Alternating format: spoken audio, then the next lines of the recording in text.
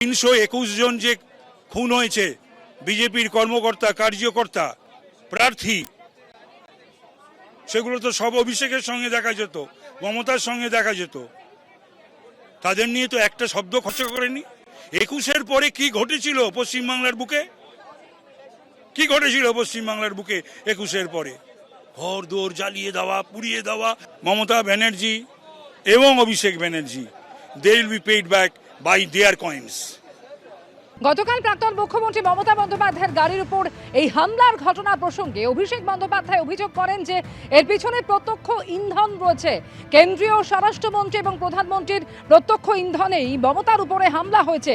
শুধু মুখ্যমন্ত্রীকে দোষ দিলে হবে না, যা বলা হয়েছে তাই করেছেন।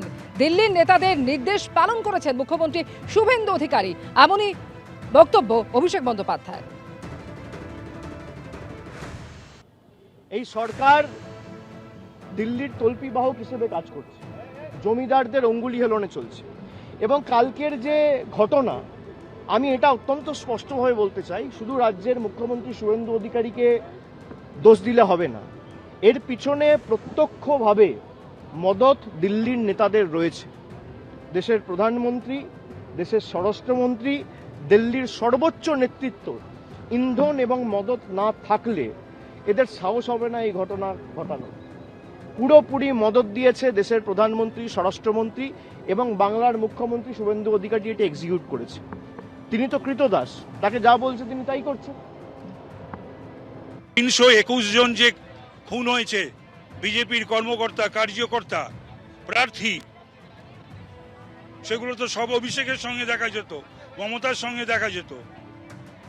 তাদের নিয়ে তো একটা শব্দ খরচা করেনি।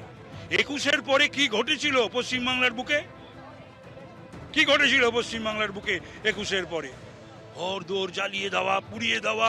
মমতা ব্যানার্জি এবং Abhishek Banerjee, they will be paid back by their coins. গতকাল হালিশহরে মৃত তৃণমূল কর্মীর বাড়িতে গিয়েছিলেন প্রাক্তন মুখ্যমন্ত্রী এবং সেই সময় যার পথে তার গাড়ি ঘিরে বিক্ষোভের ঘটনা ঘটে, সেই ঘটনায় তার গাড়ি লক্ষ্য করে পাথর ছোড়ার অভিযোগ করেছিলেন প্রাক্তন মুখ্যমন্ত্রী মমতা বন্দ্যোপাধ্যায়। সেই ঘটনার পর আজকে হালিশহরে যান বর্তমান মুখ্যমন্ত্রী শুভেন্দু অধিকারী এবং প্রাক্তন মুখ্যমন্ত্রীকে আক্রমণ করেন তিনি। কেউ পাথর ছোড়েনি, এটা জনরোষ কিছুই ঘটেনি। পাথরের গল্প মানুষ দেখেছে, আর এই ঘটনার সঙ্গে বিজেপির কেউ জড়িত নয়, এমনই দাবি করেছেন মুখ্যমন্ত্রী শুভেন্দু অধিকারী।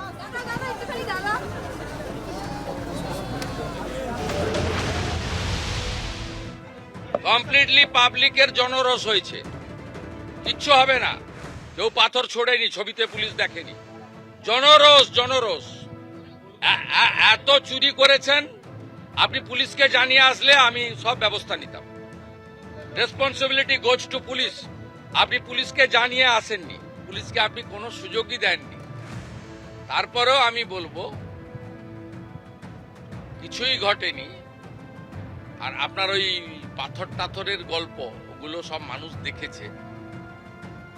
আমি আপনাকে পরামর্শ না দিয়ে অনুরোধ করব, আপনি কোথাও গেলে পুলিশকে টাইম নিয়ে জানিয়ে আসবেন। যতটুকু ব্যবস্থা করার পুলিশ করবে এবং আপনার যদি কোনো লোক থাকে তার সঙ্গে লিয়াজো করেই করবে। কিন্তু আপনি 15 বছরে 315 জন বিজেপি কর্মীকে খুন করেছেন। আপনি কোথাও একবারও কোনো আপনার অপোজিট থটের লোকের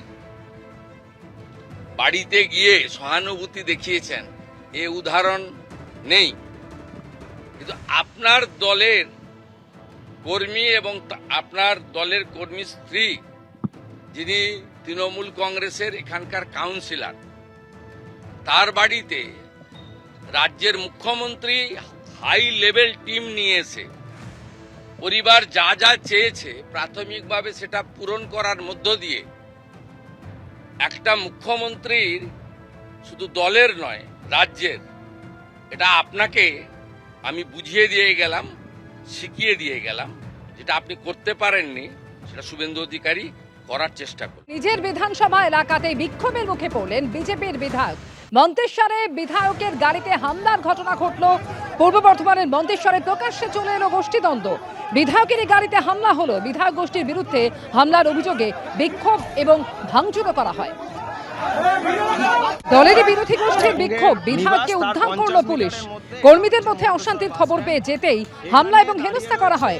গাড়িতে হামলা নিয়ে এমনই দাবি করেছেন বিজেপি বিধায়ক সৈকত পাঁজা। বেশ কিছু অভিযোগ রয়েছে, তারা দেখতে পায় এখানে এমএলএ এর গাড়ি দাঁড়িয়ে রয়েছে, লাইটটা কার কাছে আছে, টর্চ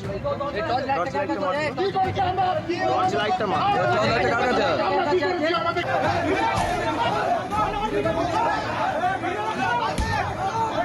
যে আমি ওখানে গিয়েছিলাম, আমার সন্ধ্যেবেলার কিছু কাজকর্তার উপর আক্রমণ হয়েছিল। আমি কলকাতায় ছিলাম আমার বিশেষ কাজে। তো রাতে ফিরতে ফিরতে আমার অনেকটা দেরি হয়, প্রায় রাত্রি 1টা বেজে যায় আনুমানিক। সেই সময় আমি আমার 1 নম্বর মন্ডল কার্যালয়ে আমার কার্যকর্তাদেরকে ডাকি, তাদের সাথে দেখা করবো, কথা বলবো বলে। তো সেই সময় এই কিছু সমাজবিরোধী দুষ্কৃতী, এদের আমি চিনি না, যাই না, এরা এসে মানে অকথ্য ভাষায় গালিগালাজ করে এবং আমার উপর আক্রমণ করে। গাড়ি ভাঙচুর করো। একের পর এক ব্লাড ব্যাংকের বিরুদ্ধে এই রক্ত এবং প্লাজমা পাচার নিয়ে যে বেনিয়মের অভিযোগ, এ নিয়ে গত 8 তারিখ কড়া বার্তা দিয়েছিলেন স্বাস্থ্যমন্ত্রী শারদ দত্ত মুখোপাধ্যায়। কি বলেছিলেন তিনি শুনবো। মুখ্যমন্ত্রীর সঙ্গে বিশদে আলোচনা হয়েছে আমার এই ব্লাড ব্যাংকের যা যা বেরিয়েছে সেগুলোর ব্যাপারে। এই ব্লাড ব্যাংকের যা গোলযোগ দেখা দিয়েছে সেগুলোর ব্যাপারে কি কি করতে হবে, কি কি করা উচিত এবং কি কি করা উচিত নয়, সেটা উনি জানিয়েছেন। উনি একটা কথা খুব স্পষ্টভাবে জানিয়েছেন, যেন স্বাস্থ্য দপ্তর বা রাজ্য সরকারের কোনো রকম গাফিলতি না থাকে, যাতে আমাদের সমাজ সুস্থভাবে চলে, ভালো কোয়ালিটির রক্ত দেওয়া হয় এবং কোনো নাবালকের কাছ থেকে রক্ত না নেওয়া হয়, সেগুলোর দিকে আমাকে নজর দিতে বলেছে। নজর আমরা দেব। কোনো রকমভাবে দূষিত রক্ত যেন কোনো রকম গ্রাহক না পায়। ভিনরাজ্যে রক্ত এবং প্লাজমা পাচার নিয়ে বেনিয়মের অভিযোগ সামনে এসেছে একাধিক বেসরকারি ব্লাড ব্যাংকের বিরুদ্ধে, জানিয়ে ইতিমধ্যেই তদন্ত শুরু হয়েছে। আর এই অবস্থায় আগামীকাল জরুরি বৈঠক ডাকা হলো স্বাস্থ্য ভবনে। আগামীকাল সমস্ত বেসরকারি ব্লাড ব্যাংকে বৈঠকে ডাকা হয়েছে, তাদের সঙ্গে বৈঠক করবেন স্বাস্থ্যমন্ত্রী। এ বিষয়ে নিয়ে আরও জানবো, সন্দীপ সরকার এই মুহূর্তে রয়েছেন আমাদের সঙ্গে। সন্দীপ, একের পর এক বেসরকারি ব্লাড ব্যাংকের বিরুদ্ধে যে অভিযোগ সামনে এসছে, জানে তদন্ত ইতিমধ্যেই শুরু হয়েছে এবং কিছু কিছু ব্লাড ব্যাংকের লাইসেন্সও বাতিল হয়েছে। এই অবস্থায় আগামীকাল স্বাস্থ্য ভবনে এই জরুরি বৈঠক, কি হতে পারে কালকের বৈঠকে? ৭৩টি বেসরকারি ব্লাড ব্যাংক রয়েছে। এই ৭৩টি বেসরকারি ব্লাড ব্যাংকে আগামীকাল বৈঠকে ডাকা হয়েছে স্বাস্থ্য ভবনে। স্বাস্থ্যমন্ত্রী নিজে এই বৈঠকে থাকবেন, স্বাস্থ্য দপ্তরের শীর্ষ আধিকারিকরা সেই বৈঠকে থাকবেন এবং ব্লাড সেফটি বিভাগের উচ্চপদস্থ আধিকারিকরা থাকবেন। এমনকি দিল্লিতে যে জাতীয় ব্লাড ট্রান্সফিউশন কাউন্সিল রয়েছেন, তাদের আধিকারিকরাও ভার্চুয়ালি এই বৈঠকে থাকবেন বলে এখনো পর্যন্ত খবর। এই বৈঠকে ব্লাড ট্রান্সফিউশনের কি কি নিয়ম রয়েছে, রক্ত সংগ্রহ কিভাবে করতে হবে, কোন কোন নিয়ম মেনে ব্লাড ব্যাংক চালাতে হবে, এ বিষয়ে স্পষ্ট বার্তা দিতে চাইছেন স্বাস্থ্যমন্ত্রী। স্বাস্থ্য ভবনের তরফে কি কি বেনিয়ম এখনো পর্যন্ত তাদের নজরে এসেছে এবং কোন কোন জায়গায় এই ত্রুটি মেরামতের দরকার রয়েছে, তদন্তের বিষয়ে আলোচনা, এই সমস্তটা করা হবে এবং সতর্ক করে দেওয়া হতে পারে প্রত্যেকটা ব্লাড ব্যাংকে যে নিয়ম মেনে কাজ না করলে কি ধরনের শাস্তি অপেক্ষা করছে। এই কারণে এই বৈঠক ডাকা হয়েছে। আগামীকাল বিকেল 5টার সময় স্বাস্থ্য ভবনে রাজ্যের ৭৩টি বেসরকারি ব্লাড ব্যাংক, তাতে যারা অভিযুক্ত যে 12টি ব্লাড ব্যাংকের বিরুদ্ধে তদন্ত চলছে, তারাও তাদের কর্তাদেরও উপস্থিত থাকতে বলা হয়েছে এবং বাকি যে ব্লাড ব্যাংকগুলি রয়েছে তাদের প্রত্যেককে এই বৈঠকে হাজির থাকতে নির্দেশ পাঠানো হয়েছে স্বাস্থ্য ভবনের তরফে। একেবারে সঙ্গে থাকো সন্দীপ। অর্থাৎ 12টি যে বেসরকারি ব্লাড ব্যাংকের বিরুদ্ধে অভিযোগ উঠেছে, সেই ব্লাড ব্যাংকগুলিকে উপস্থিত থাকতে বলা হয়েছে এবং একই সঙ্গে সমস্ত বেসরকারি ব্লাড ব্যাংক অর্থাৎ ৭৩টি ব্লাড ব্যাংকে আগামীকাল এই জরুরি বৈঠকে ডাকা হয়েছে। আর এরই মধ্যে যেটা জানা যাচ্ছে যে ওম ব্লাড ব্যাংক তার 2টি শাখা নিয়ে এবার নিষেধাজ্ঞা প্রত্যাহার করা হলো শর্ত সাপেক্ষে। ইতিমধ্যেই তারা মুচলেখা দিয়েছে স্বাস্থ্য ভবনে।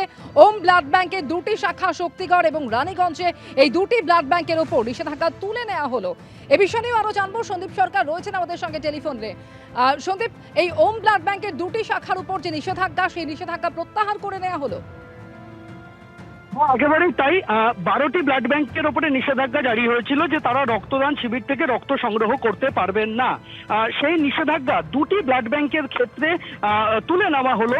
এই 2টি ব্লাড ব্যাংক হচ্ছে, একটা শক্তিগড়ের ওম টেরেসা ব্লাড ব্যাংক, আরেকটি রানীগঞ্জের Raniganj institute of medical sciences, তার যে ব্লাড সেন্টার রয়েছে সেটি। দুটি পরিচালনা করে ওম ব্লাড সেন্টার, যেটা কলকাতার সেই সংস্থা। এই দুটি ব্লাড ব্যাংকের নিষেধাজ্ঞা প্রত্যাহার করে নেওয়ার বিষয়ে ইতিমধ্যেই নির্দেশিকা জারি হয়েছে স্বাস্থ্য ভবনের তরফে। ওই দুটি ব্লাড ব্যাংক কর্তৃপক্ষ তারা মুচলেখা দিয়েছেন যে তারা সরকারি নিয়ম মেনেই ভবিষ্যতে চলবেন, এবং সরকারি যে তদন্তকারী সংস্থা তারাও খতিয়ে দেখেছে যে তারা ভিন রাজ্যে রক্ত পাচারের যে অভিযোগ অন্যদের ক্ষেত্রে উঠেছে, এক্ষেত্রে তাদের ক্ষেত্রে এ ধরনের কোনো বেনিয়ম পাওয়া যায়নি। তাদের হিসেব নিকেশ সংক্রান্ত কিছু ত্রুটি বিচ্যুতি রয়েছে রক্তের ইউনিট কালেকশন এবং সেগুলি বন্টন সংক্রান্ত, তাই শর্ত সাপেক্ষে এই দুটি ব্লাড ব্যাংকের ওপরে জারি হওয়া নিষেধাজ্ঞা প্রত্যাহার করে নিল স্বাস্থ্য ভবন। তবে স্বাস্থ্য ভবনের বক্তব্য যে তদন্ত কিন্তু এখানে থেমে থাকছে না, তদন্ত চলবে।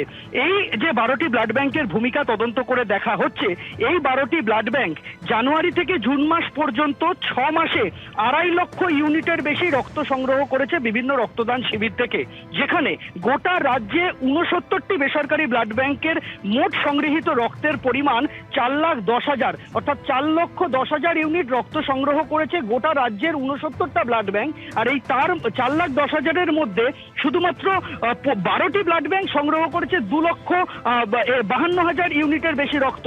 এই বিষয়টা তদন্ত করে দেখছেন তারা, তদন্ত চলবে। তবে শর্ত সাপেক্ষে দুটি ব্লাড ব্যাংকের ওপর থেকে নিষেধাজ্ঞা প্রত্যাহার করে নিল স্বাস্থ্য ভবন। ধন্যবাদ সন্দীপ তোমাকে।